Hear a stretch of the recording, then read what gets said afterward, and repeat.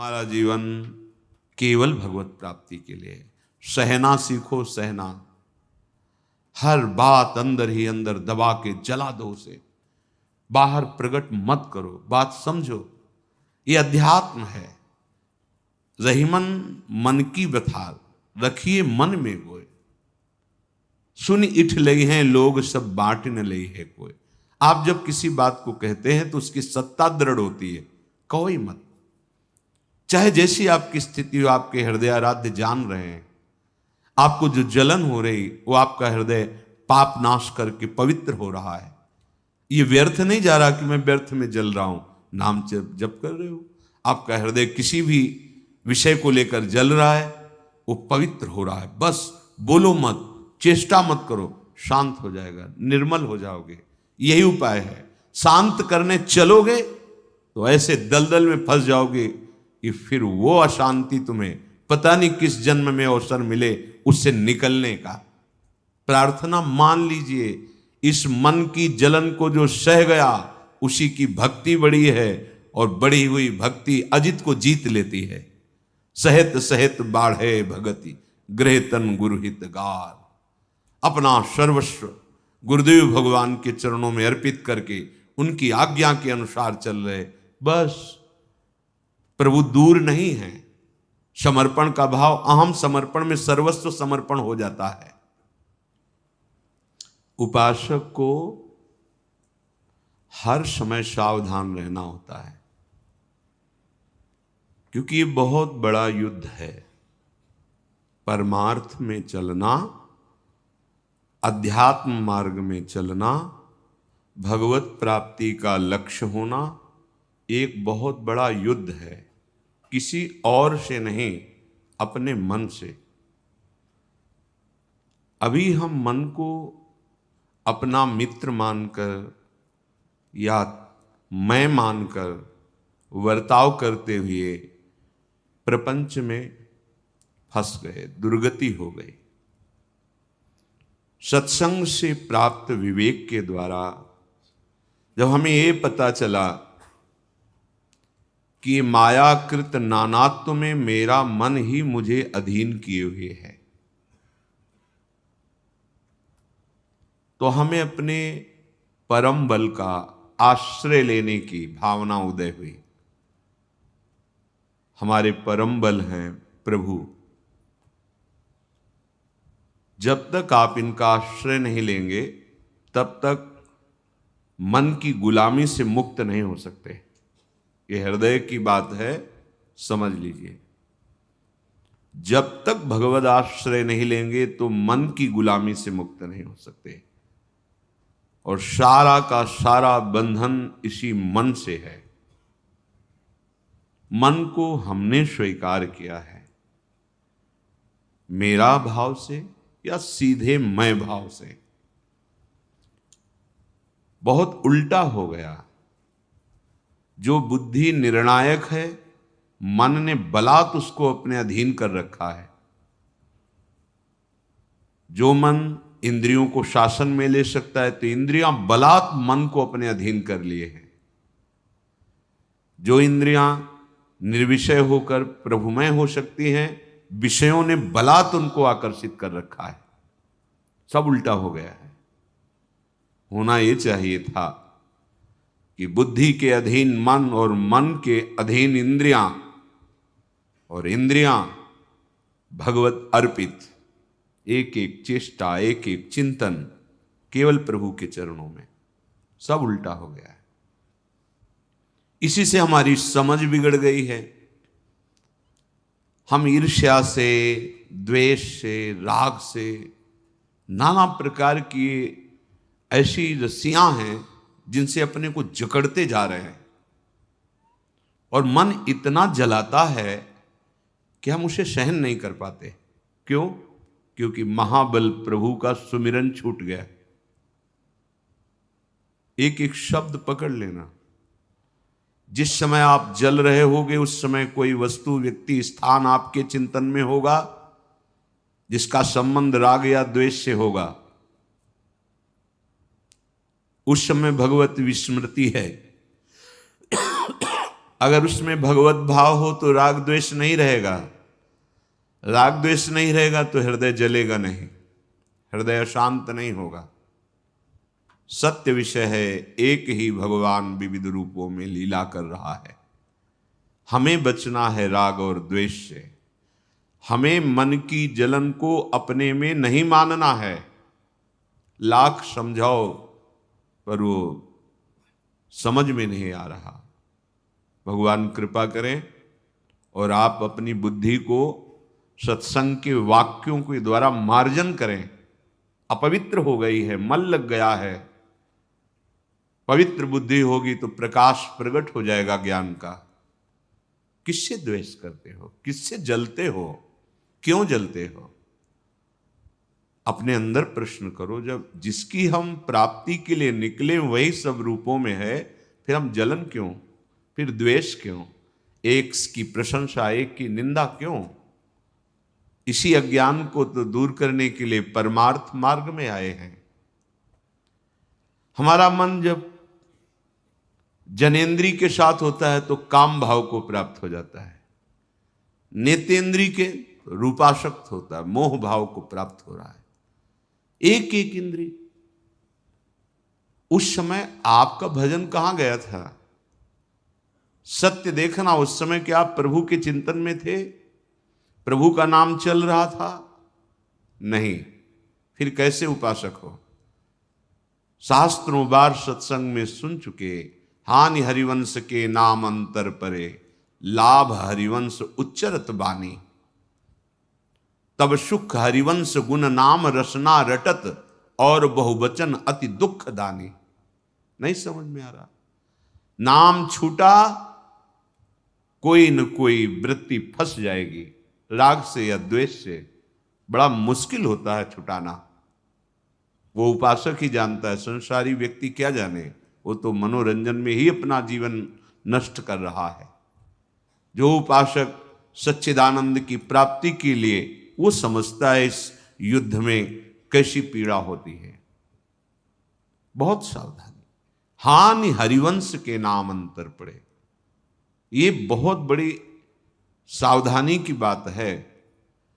नाम चल रहा है तो कोई भी विकार स्फुरित होगा, नष्ट हो जाएगा, वो अपना संस्कार नहीं बना पाएगा। पर आप नाम का कितना आदर करते हैं? आप भगवान के मार्ग के पथिक हैं, कितना आदर करते हैं? अपने मान के बराबर या मान से अधिक?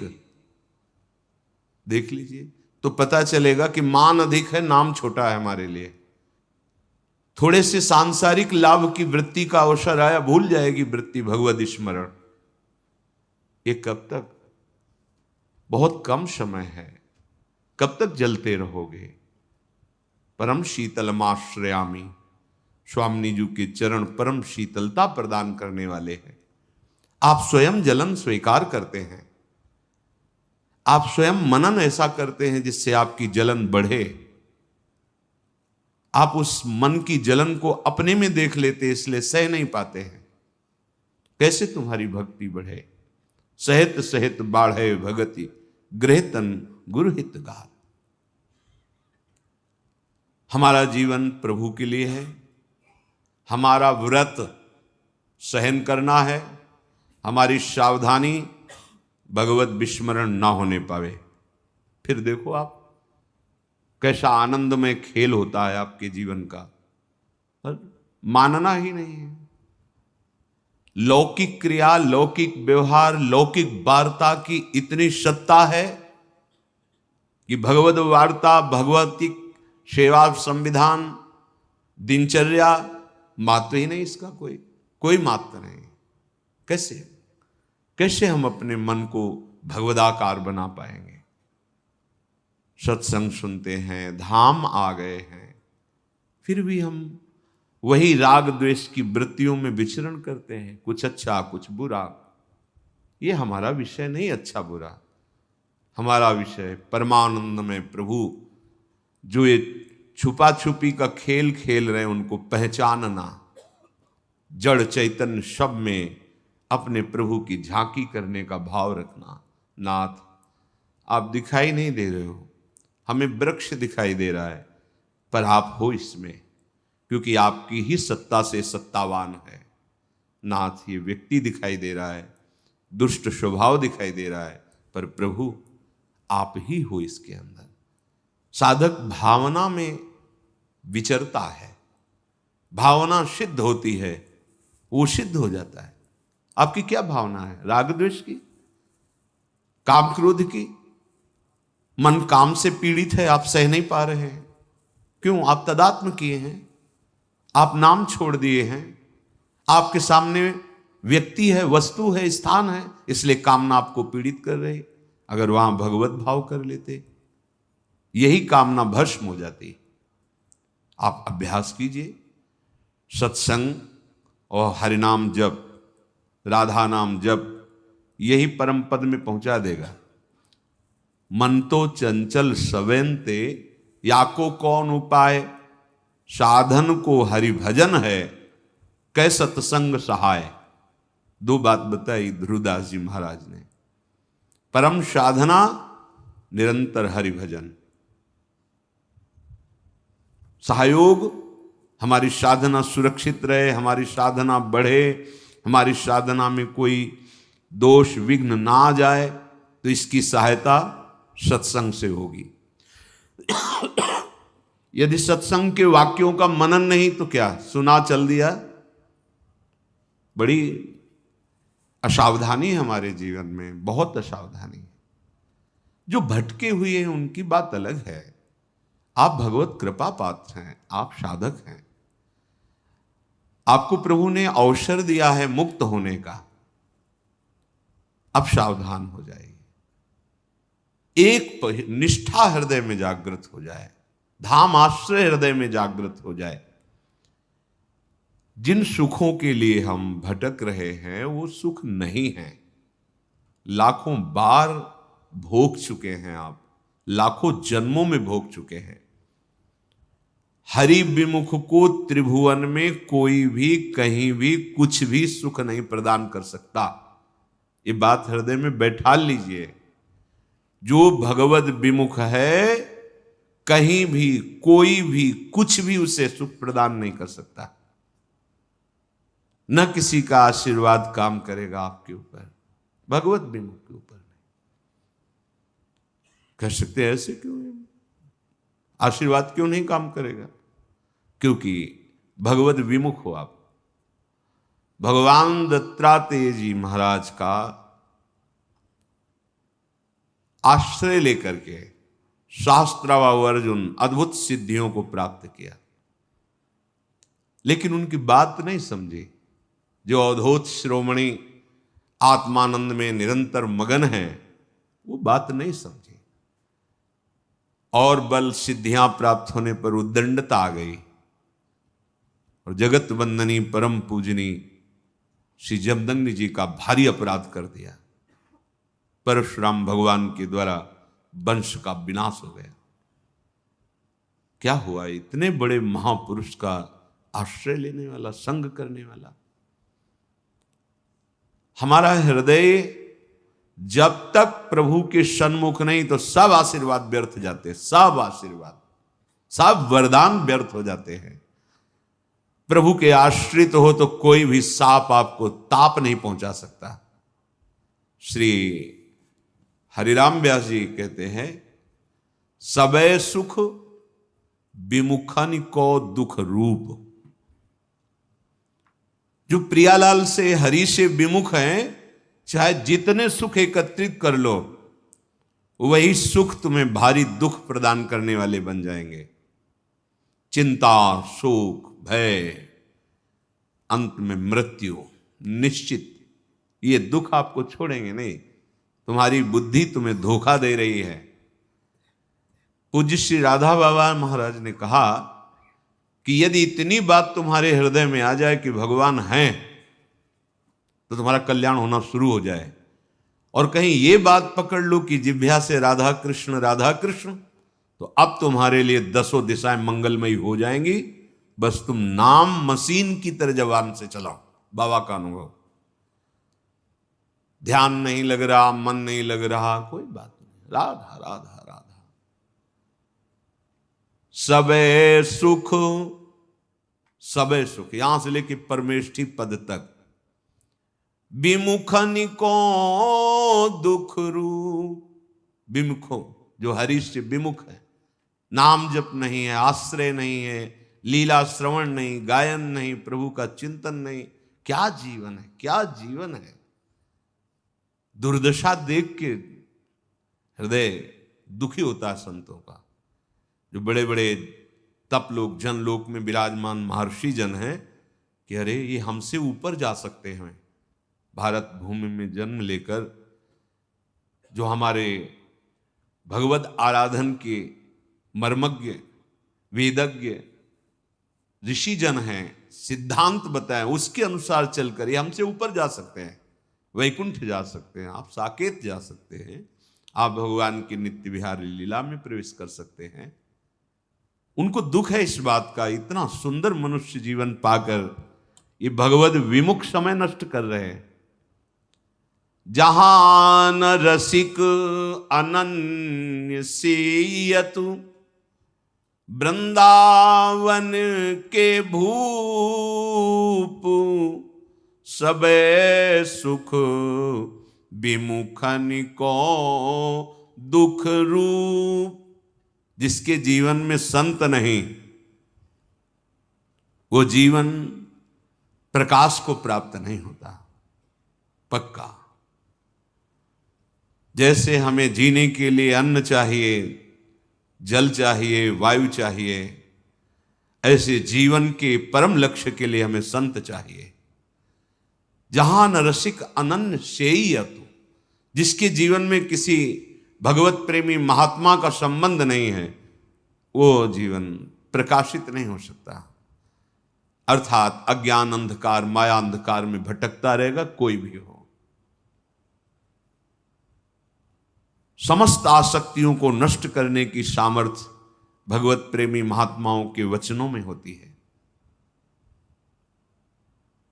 उनके वचनों का आदर पूर्वक पालन करने पर वृंदावन के भूप श्री वृंदावनेश्वर, श्री वृंदावनेश्वरी युगल लाडले परिचय में आ जाते हैं, अपने जीवन लगने लगते हैं। फिर उनका स्मरण करना नहीं पड़ता, वो स्मृति बन के बैठ जाते हैं। मान लीजिए, स्मरण करना और स्मृति में बैठ जाना, स्मृति में बैठ जाते हैं। कब? जब रसिकों का, अनन्य रसिकों का, भगवत प्रेमी महात्माओं का संग, जिसके जीवन में संत नहीं, अज्ञान अंधकार में भटकता ही रहे, क्यों म्यों ये वो। आंखें हैं, देखो खोलकर, कौन है संपूर्ण सृष्टि का विधाता? कौन है? कोई तो है। जब कृति है, रचना है, तो रचना करने वाला भी है। जब ये सब प्रगट है, तो प्रगट करने वाला भी कोई है। वही हमारा स्वामी है, उसी के हम अंश हैं, या वही हमारी आत्मा है। हरिराम व्यास जी कह रहे हैं, संतों का संग नहीं हुआ, प्रभु का आश्रय नहीं हुआ, तो उसके हृदय में दया नहीं होती। दया के बिना हृदय कठोर, कठोर हृदय में ही सारे विकार। दया, द्रवित हो जाना, दूसरे के दुख को देखकर कैसे निवृत्त हो, ये कैसे सुखी हो, इसका कैसे मंगल हो। संतों की जो दृष्टि होती है वो परम दुख निवृत्ति के लिए होती है। वो पत्ते नहीं काटते, वो जड़ उखाड़ते हैं। हमें कोई बीमारी हुई, डॉक्टर के पास गए, उस बीमारी की औषधि दे दी, बीमारी ठीक हो गई। फिर हमसे ऐसे कर्म हो रहे हैं कि और नए हमें दुख मिले। उस बीमारी की, उस दुख की जड़ क्या है जो सदा सदा के लिए खत्म हो जाए? बोले वो है अज्ञान, वो है अविद्या, वो है भगवद विमुखता। संत जन कृपा करके भगवान के सन्मुख कर देते हैं। जो मंगल भवन है, आनंद समुद्र हैं, जो अपनी आत्मा है, कोई और थोड़ी है। आए हुए दुख की निवृत्ति तो अपने आप हो जाएगी, आप करो या ना करो। जैसे दिन है तो अपने आप रात्रि में बदल जाएगा, रात्रि के बाद दिन आ जाएगा, बदलना है उसको। ये टिकाऊ नहीं है। आगमा पाइनो अनित्यास, ये आने जाने वाले हैं। इनके लिए संत समागम थोड़ी होता है। सत्संगति संस्कृति कर अंता, आवागमन के चक्र का ही नाश कर दे, भव रोग को जड़ से मिटा दे, उसे सत्संग कहते हैं। तब है बड़े भाग पाई सत्संगा। व्यर्थ का प्रपंच दिमाग में भरा हुआ, व्यर्थ का प्रपंच। जब तक इसे आप छोड़ेंगे नहीं आग्रह, तब तक संत वचन आदर सहित स्वीकार ही नहीं कर सकते। जब ये वचन ही स्वीकृत नहीं हुए तो आपका मिलना, आपका बैठना कोई खास बात नहीं हुई। वचन स्वीकार करना, जब तक वचन स्वीकार नहीं करेंगे तो आपसे उपासना नहीं बनेगी। शुद्ध उपासना के बिना अहम का नाश नहीं होता, दैन्यता नहीं आती। तो बिना दीनता के बंधन ही बंधन है। जब विचार करके देखते हैं तो लगता है कि हम जिसे साधन समझ रहे थे वो भी तो बंधन है। शुभ कर्मों की तरफ माना अशुभ कर्मों की निवृत्ति, और शुभ कर्म तो करता तो है, बचा ही ना, करता तो है ही ना। जब करता है तो भोगता तो होना ही पड़ेगा, अवश्य में वो भोक्तव्यम। जब शुद्ध विचार जागृत होता है तो ये लगता है अरे हमको भगवत प्राप्ति करनी है, शुभ नहीं इकट्ठा करना। ये शुभ का भी बंधन त्यागना है। तो फिर भगवत प्राप्ति किससे होती है? दैन्य भाव से भगवान की शरण होकर निरंतर नाम जप करते हुए। जो भी है भगवद अर्पित है। जीवन, हमारा चिंतन, हमारा बाहरी व्यवहार, इससे भगवत प्राप्ति होती है। जब हम कोई दान पुण्य, कोई सुकृत करते हैं तो एक हृदय में गुदगुदी होती है, आम होता है, मैंने ये किया, वो शुभ कर्म हुआ, शुभ कर्म, उसका एक फल मिलेगा, वो भी बांधने वाला होगा। नहीं नहीं, इसीलिए जब उत्तम भाव जागृत होता है तो शुभ अशुभ दोनों कर्मों से वो ऊपर उठ जाता है। अब भगवत प्रेरणा से जो हो रहा है वो करता नहीं है, उसका उसे कोई फल नहीं चाहिए। निरंतर भगवत स्मृति और सारे कर्म भगवत प्रसन्नता के लिए हो रहे हैं शास्त्राज्ञा के अनुसार। अब जीवन मुक्त हो जाएगा। इसलिए हमारा जीवन केवल भगवत प्राप्ति के लिए। सहना सीखो, सहना।